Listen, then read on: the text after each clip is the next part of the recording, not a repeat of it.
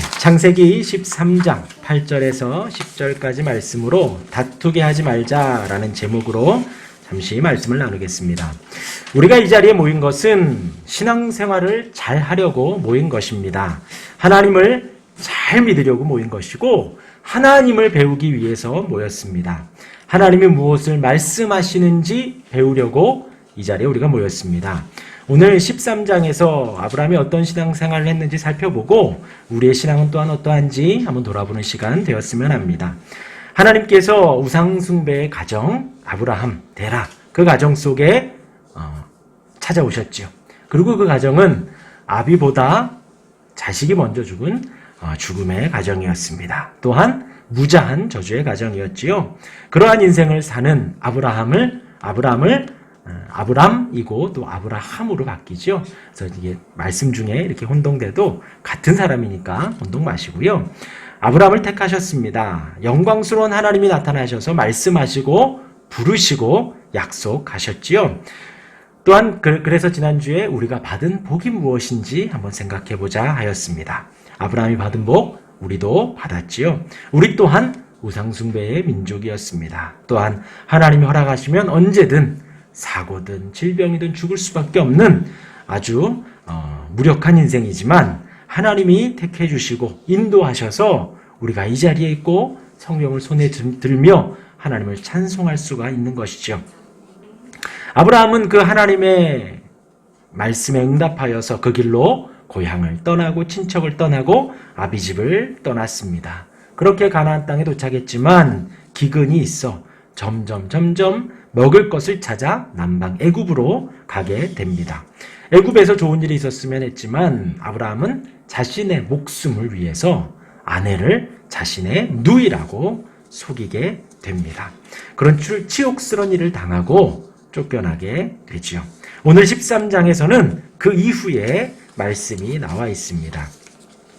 다시 가나안으로 돌아가는 장면이 나오죠. 그 가운데 그 애굽 땅에서 많은 은금 가축을 받아서 풍부해졌다 합니다. 그래서 13장 1절과 2절 말씀을 보면 아브라함이 애굽에서 그와 그의 아내와 그의 소유와 롯과 함께 네겝으로 올라가고 아브라함에게 가축과 은과 금이 풍부하였더라. 그렇게 아브라함과 롯이 나오면서 은과 금이 풍부했다. 가축이 풍부했다라고 말을 합니다.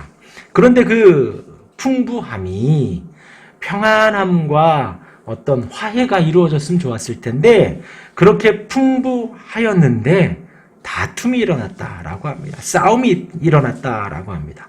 그래서 6절 말씀에 보면 그 땅이 그들이 동거하기에 넉넉하지 못하였으니 이는 그들의 소유가 많아서 동거할 수 없음이니라 라고 하였습니다. 그리고 나서 아브라함이 믿음의 발언을 합니다. 아브라함이 롯에게 이르되 우리는 한 친족이라 나나 너나 내 목자나 내 목자나 서로 다투게 하지 말자라고 하면서 그 둘이 헤어지지요. 이게 13장의 대략의 줄거리입니다. 오늘 여기에서 바른 신앙생활이 어떤 것인지 제가 한 3가지 정도 말씀드리려고 합니다. 첫 번째는 우리 4절 말씀입니다. 성경 있으신 분은 같이 읽어주시면 좋고요. 13장 4절 말씀 같이 읽겠습니다. 그가 처음으로 제단을 쌓은 곳이라 그가 거기서 여호와의 이름을 불렀더라. 12장에서 충격을 먹고 그리고 창피를 당하고 나서 돌아와서 아브라함이 하나님을 찾습니다. 하나님을 부릅니다. 이 하나님을 여호와의 이름을 불렀다라는 이 문구가 12장에는 나오지 않습니다. 그런데 13장에서 하나님을 예배한 여호와의 이름을 부른 아브라함의 모습이 나옵니다. 아브라함은 과거 순수한 신앙을 가졌던 그곳으로 다시 돌아와서 이전과 동일하게 단을 쌓고 여호와의 이름을 부른 것입니다. 애굽에서 처절하게 실패를 하고 속이고 가장으로서 또한 족장으로서도 아주 실패의 경험을 하고 하나님의 특별한 구원의 은총을 경험하여서 그렇게 해서 나오게 됐죠. 아브라함은 그 은혜 속에 제일 먼저 하나님을 찾고 여호와의 이름을 부르게 됩니다. 가장 먼저 하나님께 맨 처음 단을 쌓았던 베델로 달려가서 하나님을 예배하지요. 그런데 이제 중요한 것은 그 당시 유목민이라 그랬죠. 돌아다니는 그들이 지금 제단을 쌓는 가운데 그 주변은 지금처럼 이렇게 우리가 예배하는 공간으로 벽으로 막혀져 있는 것이 아니었죠. 당시 가나안 땅에는 여러 종족이 같이 살았습니다. 이렇게 공개적으로 예배를 드리는 것은, 제단을 쌓는 것은 하나님의 존귀하심, 또 나의 신앙, 내가 하나님을 믿는다, 하나님을 섬긴다라는 것을 주변 가나안 백성들에게 널리 알려지는, 그게 자이던 타이던 알려질 수밖에 없는 것이었죠. 아브라함 주위의 모든 사람들은 우상을 섬기는 상황이었는데 그 주변에 그렇게 하나님을 섬긴다라는 그것이 적개심을 불러일으킬 수도 있고 또 적이 될 수도 있는 상황 속에서, 공격을 받을 수도 있는 상황 속에서 아브라함은 목숨을 걸고 그렇게 예배한 것입니다. 그러니까 제가 드리는 말씀이 아브라함이 그냥 쫄래 와가지고 단을 쌓은 것이 아니라는 것을 말씀드리는 거예요. 애굽에서 그러한 상황 속에 이곳에 와서 내가 의지할 분은 하나님밖에 없구나. 내가 부르고 의지하고 바라고 믿고 평생 따를 분은 하나님밖에 없구나 라고 하면서 그 자리에 제단을 쌓는 것이에요. 그 자리에 하나님께 예배를 드리는 것이죠.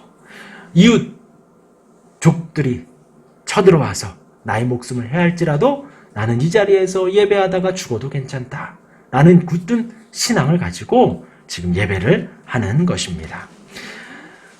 우리도 마찬가지지요. 우리의 삶에 실수도 있고 실패도 있을 수 있습니다. 그런데 그러함에도 내가 하나님을 섬기리라, 하나님을 위해서 살리라, 그럼에도 나를 살려주시고 구원해 주신 하나님을 내가 예배하고 살아가리라 하는 것, 그것이 바로, 그렇게 하나님을 찾는 것이 바로 바른 신앙생활의 시작이 되어집니다.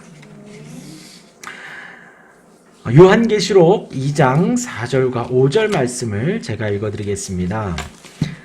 그러나 너를 책망할 것이 있나니 너의 처음 사랑을 버렸느니라. 그러므로 어디서 떨어졌는지를 생각하고 회개하여 처음 행위를 가지라. 만일 그리하지 아니하고 회개하지 아니하면 내가 내게 가서 내 촛대를 그 자리에서 옮기리라.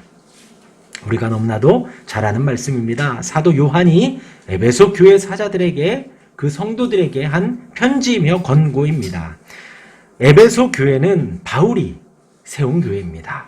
그리고 디모데를 남겨놓을 정도로 아주 애착이 많은 교회이지요. 바울에게는 3년 동안 말씀을 가르치고 설교하고 같이 예배했던 곳입니다. 눈물로 함께 기도하고 말씀을 나누는 곳이죠. 바울의 사랑이 듬뿍 받은 교회가 바로 에베소 교회입니다. 그리고 사도 요한의 사랑도 받았습니다. 요한이 유배되기 전까지 그곳에서 설교를 하고 그 사랑은 유배 후에도 계속 설교했던 교회가 바로 이 에베소 교회입니다. 곧 바울과 사도 요한, 또 바울의 수제자 디모데가 그곳에서 목회를 하는 아주 하나님으로부터 큰 사랑을 받은 곳이 바로 에베소 교회죠. 그러하기 때문에 그 사랑 속에서 교회는 일반인들과 또 유대인들, 기독교인들이 많이 모여 있었습니다. 그러면서 분열이 있고 다툼이 있고 그런 또 이단의 공격도 심했습니다. 그러나 이들이 바울에게 배우고 디모데에게 배우고 사도 요한에게 배웠기 때문에 지금 이단의 공격이나 그런 어떤 교리적인 부분에 있어서는 굳건하게 잘 지켜갔다라는 것이 에베소 교회를 향한 이 요한계시록 2장 초반의 칭찬입니다. 그래서 3절에 보면 내 이름을 위하여 게으르지 아니하였다라고 칭찬을 합니다. 하나님을 향한 사랑이 막 커져갔어요. 그렇기 때문에 그 안에서 교리적인 분쟁은 없었습니다. 이단의 공격도 충분히 다 막아냈습니다. 거짓 선생에 대한 비판, 이단에 대한 대처를 아주 충분하게 해냈습니다. 그러나 그들에게 부족한 것이 무엇이냐? 그러한 사역을 너무나도 충실히 하다 보니까 그것이 미움으로 발전해서 성도 사랑하는 모습이 사라졌던 것입니다. 첫사랑을 회복하라는 이 사도 요한의 권고는 구체적으로 에베소 교회 성도들아 너희들 서로 간에 사랑해라 라는 그 이면의 뜻이 담겨져 있던 것이었죠. 그러니까 이렇게 외적으로 보면 에베소 교회는 뭐 하나님을 예배하고 바른 설교가 바른 복음이 전해지는 아주 굳건한 교회처럼 보여지지만 서로 간에 미움이 가득하고 의심이 가득하고 그렇죠. 이단들이 이렇게 막 득세하고 그런 것이 한국 교회에 많은 피해를 줬습니다. 왜냐하면 그들의 전도의 대상은 교회 성도들이었거든요. 그러니까 그냥 불신자들을 전도하는 게 아니라 교회에 있는 성도들을 데리고 가는 거예요. 우선 1차적인 피해를 그것을 받는데 지금 이제 막 이단이 다 정해지고 그런 모든 것들이 다 된 지금의 상황 속에서 두 번째 피해가 뭐냐면 이렇게 우리 개척교회든 큰 교회든 간에 새로운 성도가 오면 예전에는 너무나도 환영하고 막 온 성도들이 다 기뻐했는데 그리고 새로운 성도가 막 더 열심히 막 봉사하고 그러면 너무나도 좋았는데 지금은 새로운 성도가 오면 다 이렇게 쳐다봐요. 어디서 어디 이단에서 온 게. 또 그분이 더불어서 열심히 봉사하면 더 째려봐요. 이게 한국 교회에 그런 피해, 2차 피해를 준 거예요. 이단들이. 성도 간에 서로 불신이 막 생기기 시작한 거죠. 이 에베소 교회에 그것이 너무나도 많았던 거예요. 그래서 사도 요한이 첫사랑을 회복하라. 그러면 이제 우리는 다 각자 개인의 신앙에 빗대어 생각을 하죠. 내가 기도했던 첫사랑을 회복해야지. 내가 예전에 말씀을 많이 받던 첫사랑을 회복해야지. 내가 교회를 새벽도 나가고 금요도 나갔던 그 첫사랑을 회복해야지. 아멘입니다. 아멘입니다. 그런데 지금 사도 요한이 에베소 교회에게 권면하는 그 권면은 이웃에 대한 사랑, 성도를 서로 사랑하는 그 사랑을 다시금 회복해라 라는 것입니다. 다시 이 말씀을 드리고 창세기 본문으로 돌아옵니다. 아브라함이 12장에서는 하나님을 부르지 않았습니다. 그런데 13장에 와서 다시금 제단을 쌓고 여호와의 이름을 불렀습니다. 하나님을 예배하고 하나님을 찬양하고 하나님께 목숨을 걸고 내가 예배하겠습니다 라는 것을 고백을 했죠. 여호와의 이름을 부릅니다. 그리고 나서 두 번째가 그 땅이 동거하게 넉넉하지 못하였으니 그들의 소유가 많아 동거할 수 없음이라. 하나님을 예배했는데 그 아브라함과 그 롯과 그 가정 안에 다툼이 생긴 거예요. 불화가 생긴 거예요. 하나님을 예배하기로 굳게 마음 먹었는데 좋은 일이 평탄한 길이 생기면 얼마나 좋겠어요. 그런데 그 안에서 다툼이 일어나기 시작합니다. 그런데 그게 바로 누구예요? 자기의 조카예요. 조카. 남도 아니고 자기 조카가 혈육이 그 안에서 그 밑에 있는 종들이 서로 다투기 시작합니다. 그래서 하나님에 대한 예배와 사랑과 그 첫사랑을 회복한 아브라함이 제일 먼저 대처한 부분이 바로 이 롯과의 관계에서의 회복을 말합니다. 8절 말씀 우리 본문에 나오죠. 우리 창세기 13장 8절 우리 같이 한번 읽어봅니다. 시작. 아브라함이 롯에게 이르되 우리는 한 친족이라 나나 너나 내 목자나 내 목자나 서로 다투게 하지 말자. 당시 아브라함과 롯의 목자들 사이에 서로 좋은 목초지가 있으면 너희 양부터 먹여가 아니라 내 양부터 먹여야지 했던 거예요. 서로 좋은 목초지를 찾아서 우리 양부터 먹이려고 하니 아까도 땅이 감당하지 동거하게 넉넉하지 못했다 그러잖아요. 그러니까 롯의 양들이 먹고 나면 아브라함의 양들이 먹을 게 없는 거예요. 또 그 옆에 우물 안에 아브라함의 종들이 가서 우물을 뜨고 나면 롯의 가족들이 물을 먹을 수가 없는 거예요. 그렇기 때문에 목초지를 혹은 우물을 혹은 그늘을 먼저 찾기 위해서 종들이 다툼이 일어났던 것입니다. 그러나 아브라함은 롯과의 관계가 삼촌과 조카. 그런데 지금은 그것의 어떤 혈육을 넘어서서 믿음의 공동체로 하나님의 약속을 쫓아 살아가기 위해서 지금 애굽에서 같이 나와 가나안 땅으로 가고 있는 것이지요. 그렇기 때문에 혈육을 넘어서 신앙 공동체의 이미 의미를 담고 있었기 때문에 이런 다툼이 아브라함에게 있어서는 그냥 가정사가 아닌 교회의 문제로 다가왔던 것입니다. 거기에서 우리 말대로 하나님 앞에 첫사랑을 회복하고 은혜를 충분히 받은 아브라함이 한 대처가 바로 8절 말씀입니다. 우리가 다투게 하지 말자. 아브라함이 연장자죠. 그러니까 롯에게 명할 수 있었습니다. 너 종들 너 좀 제대로 좀 해라 할 수 있지만 아주 인격적으로 성도와 성도의 관계에서 아브라함이 지금 인격적으로 제시를 하고 있는 거죠. 거주지 선택에 있어서도 자신을 낮추고 지금 이 말하는 것에 있어서도 다투게 하지 말자 아주 이야기를 하고 있는 것입니다. 그러면서 9절 말씀에 내 앞에 온 땅이 있지 아니하냐 나를 떠나가라 내가 좌하면 나는 우하고 내가 우하면 나는 좌하리라. 아주 겸손한 표현이죠. 정말로 아브라함의 마음 안에는 자신과 자신의 가족들의 어떤 소위 말해서 세상적인 개념으로 부함과 편안함보다도 롯과의 관계에서 평안함을 쫓았던 거예요. 다투지 않는 게 중요하지 내가 손해보는 게 중요한 것이 아니다라는 것입니다. 평안한 게 중요하지 롯과 그 가족과 함께 편안하게 화평하게 사는 것이 더 중요했던 거예요. 그렇기 때문에 삼촌이고 연장자고 윗사람이고 그것을 떠나 신앙의 리더로 그 교회의 한 수장으로 그 권면을 하는 것입니다. 너 여기 넓으니까 너가 가고 싶은 대로 가라. 나는 그 반대로 갈게. 내가 좌하면 나는 우하고 내가 우하면 나는 좌할게. 라고 이야기를 하는 것입니다. 아까 말씀드렸지요. 에베소 교회 성도들이 첫사랑을 회복해야 돼요. 교리로 충만했습니다. 말씀으로 충만했습니다. 그런데 사도 요한의 권면은 서로 사랑해라 였어요. 지금 아브라함이 하나님 앞에 제사를 회복하고 예배를 회복했습니다. 그 다음에 한 일은 롯과의 화평을 도모한 것입니다. 요즘 우리가 로마서 묵상을 합니다. 로마서 15장 1절과 2절과 3절 제가 읽어드리면요.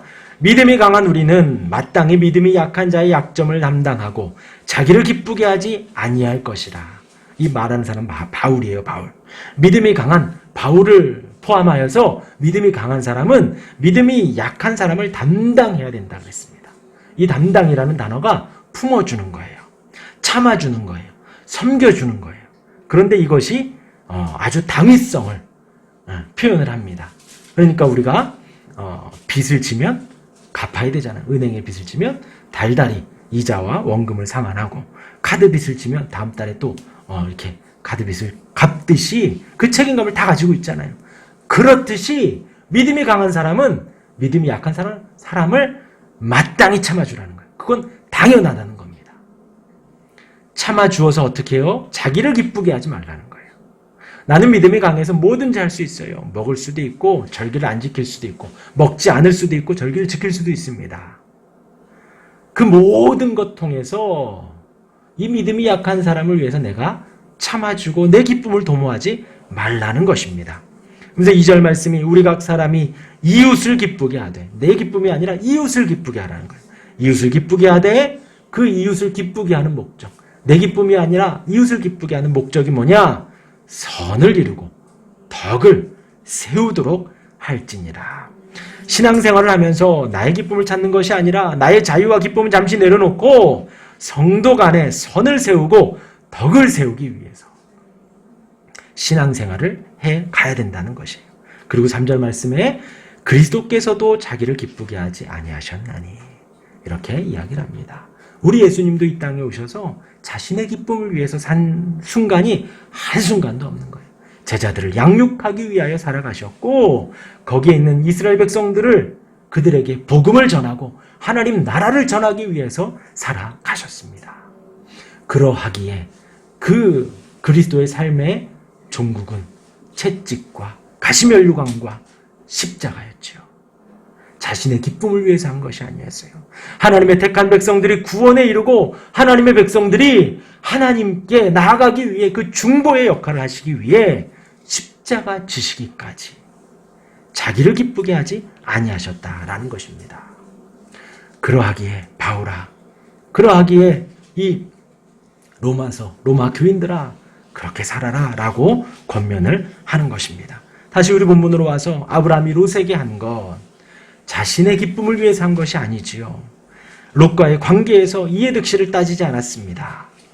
단지 하나님과의 화평을 이루고 이웃과 롯과의 화평을 도모하기 위해서 선을 이루고 덕을 세우기 위해서 자신의 기쁨이 아닌 롯의 기쁨을 위해서 자, 너가 좋아하면 내가 우할게, 너가 우하면 내가 잘할게 하고 보내게 되는 것입니다. 우리가 기억할 것은 아브라함에게 롯에게 이런 모습을 보인 것이 하나님을 예배한 후라는 거예요. 하나님께서 아브라함을 신앙인의 삶으로 하나님의 사람으로 만들어 가시는 것입니다. 우리가 정신을 바짝 차려야 돼요. 우리의 신앙생활이 여기에서 시작인 것입니다. 이곳에서 하나님을 예배하고 하나님의 말씀을 묵상하고 하나님을 찬송하고 하나님께 기도하고 끝이 아니라 이제 시작이 되어서 롯을 품은 아브라함처럼 믿음이 강하여져서 약한 자를 품는 로마교회 바울이 권면한 그들처럼 또 에베소 성도들에게 사도 요한이 권면한 것처럼 우리 또한 은혜를 구하고 사랑으로 충만해져야겠습니다. 본문에 다시 은혜 가운데 선을 이루고 덕을 세워간 아브라함에게 그 다음 14절 이하에 하나님의 음성이 들립니다. 13장 14절에서 16절까지 성경 있으신 분들은 같이 한번 읽어볼게요. 시작. 롯이 아브라함을 떠난 후에 여호와께서 아브라함에게 이르시되 너는 눈을 들어 너 있는 곳에서 북쪽과 남쪽 그리고 동쪽과 서쪽을 바라보라. 보이는 땅을 내가 너와 내 자손에게 주리니 영원히 이르리라. 내가 내 자손이 땅의 티끌 같게 하리니 사람이 땅의 티끌을 능히 셀 수 있을진데 내 자손도 세리라. 아멘. 아브라함이 하나님을 예배했습니다. 하나님의 말씀을 따라 화평을 도모했습니다. 그렇게 말씀을 따라 희생하니 무엇이 보이냐? 세상에 부가 보이는 것이 아니라 하나님이 보이는 거예요. 하나님의 말씀이 보이는 것입니다. 하나님의 약속과 말씀이 보이는 거예요. 우리의 바른 신앙생활은 바로 이러한 삶의 연속입니다. 하나님께서 아브라함을 택하셨지요. 아브라함은 온전한 사람이 아니었습니다. 그리고 하나님의 말씀을 따라갔지만 그곳 애굽에서도 거짓말을 한 사람이었어요. 그런 아브라함에게 하나님이 다시금 은혜를 주셔서 가나안 땅으로 인도하셨습니다. 그것을 한 아브라함이 하나님을 예배했지요. 하나님을 예배하고 아브라함은 롯과의 다툼이 불편해졌습니다. 이제 그러면 안 되는 거예요. 예전 같으면 왜 아내도 누이라고 했던 아브라함인데 롯에게 무슨 말을 못하겠어요. 자신의 안위를 위해서 자신의 부를 위해서 롯을 너 여기 있어 나 저쪽으로 갈 거야 라고 할 수 있지만 하나님을 예배하고 하나님 안에 신앙을 회복한 아브라함은 자 우리 서로 다투지 말자. 화평을 도모하는 거예요. 자, 너 저쪽으로 가, 나 이쪽으로 갈게. 그렇게 선택권을 줍니다. 아브라함은 하나님의 그 자신의 모든 것을 포기하고 화평을 도모했을 때 다시 하나님의 말씀과 약속이 보이기 시작하는 거예요. 이렇게 신앙생활하는 저와 여러분들 되길 바랍니다. 하나님을 예배하는 일에 최선의 제일 먼저 마음을 두시길 바랍니다. 그리고 은혜를 받았다면 돌아가서 이웃을 돌보고 가족을 돌보고 내가 만나는 모든 이웃 안에 화평하도록 혹 내가 손해볼 수도 있습니다. 혹 내 기쁨을 포기해야 될 수도 있습니다. 그러나 믿음이 약한 그들의 기쁨을 위해 선을 세우기 위해 덕을 세우기 위해 포기하며 그렇게 희생할 때 누구처럼요? 그리스도처럼 희생할 때 또 다른 하나님의 말씀과 나를 향한 약속이 보이게 됩니다. 그러한 하나님의 인도하심과 명확한 사랑 안에 은혜를 누리는 도란 한 주 되시길 바랍니다. 아멘.